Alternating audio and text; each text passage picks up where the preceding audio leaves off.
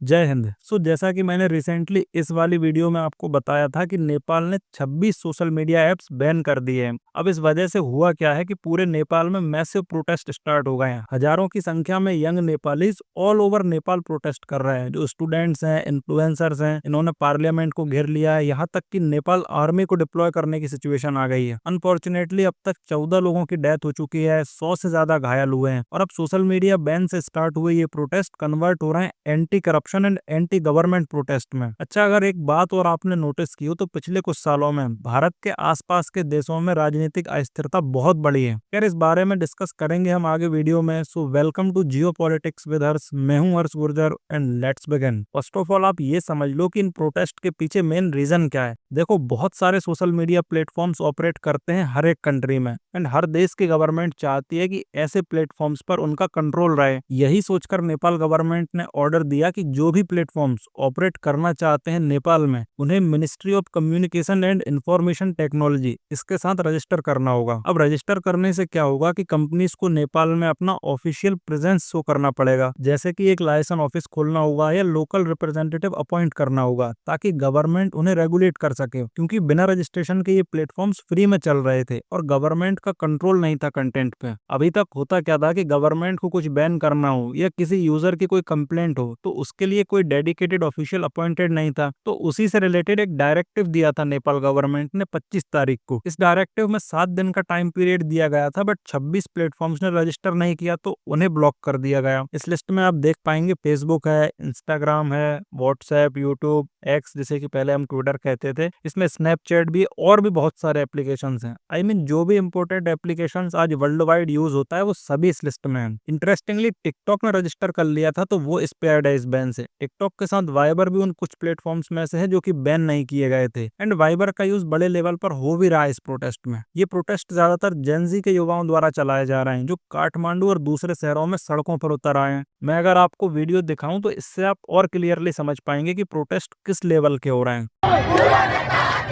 युवा हाम्रो शक्ति हो, बुढा नेता हात्ती हो, नेताको छोरा गाडीमा, गरिब जति खाडीमा, नेताको छोरा गाडीमा, गरिब जति खाडीमा, हाम्रो नेपाल हाम्रो देश, प्राणभन्दा प्यारो छ, हाम्रो नेपाल हाम्रो देश, प्राणभन्दा प्यारो छ, युवा हाम्रो शक्ति हो, बुढा नेता हात्ती हो, युवा हाम्रो शक्ति हो, बुढा नेता हात्ती हो, नेताको छोरा गाडीमा, गरिब जति खाडीमा, नेताको छोरा गाडीमा, गरिब जति खाडीमा।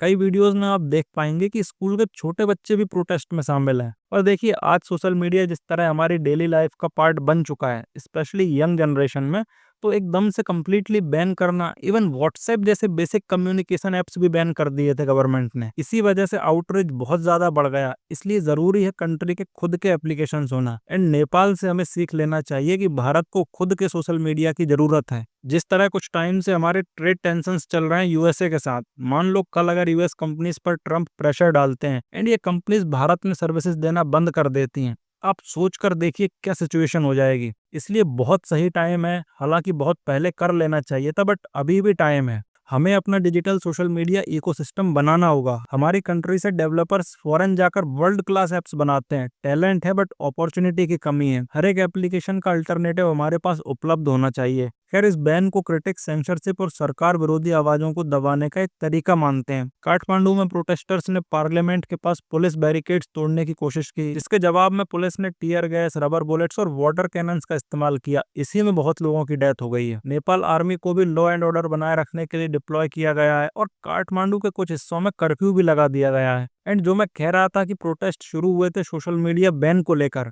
बट ये कन्वर्ट हो गए करप्शन के अगेंस्ट। प्रोटेस्टर्स ने स्लोगन्स जैसे shut down corruption, not social media और यूथ अगेंस्ट करप्शन के साथ अपना विरोध दिखाया है। इस मूवमेंट को जेन ज़ी रिवॉल्यूशन भी कहा जा रहा है। और ये न केवल सोशल मीडिया बैन के खिलाफ नहीं है, बल्कि करप्शन के साथ साथ नेपोटिज्म और इकोनॉमिक क्राइसिस जैसे बड़े मुद्दों का भी विरोध कर रहा है। और देखिए, एक बात जो हमारे लिए बहुत कंसर्निंग है वो है पॉलिटिकल इंस्टेबिलिटी, जो भारत के आसपास बहुत ज्यादा बढ़ रही है। हमने देखा कैसे पिछले साल बांग्लादेश में प्रोटेस्ट हुए एंड पूरी गवर्नमेंट ही गिरा दी गई। पर जो गवर्नमेंट अभी ऑपरेट कर रही है बांग्लादेश में, उसके बारे में तो आप जानते ही हैं कि कितनी एंटी इंडिया है। और बात करें श्रीलंका की, तो वहां भी रेगुलर प्रोटेस्ट होते रहते हैं। अभी इकोनॉमिक क्राइसिस से भी गुजर रहा है श्रीलंका। इस तरफ आप देखेंगे तो म्यांमार में भी डेमोक्रेसी है नहीं, पाकिस्तान की तो खैर बात ही क्या करें।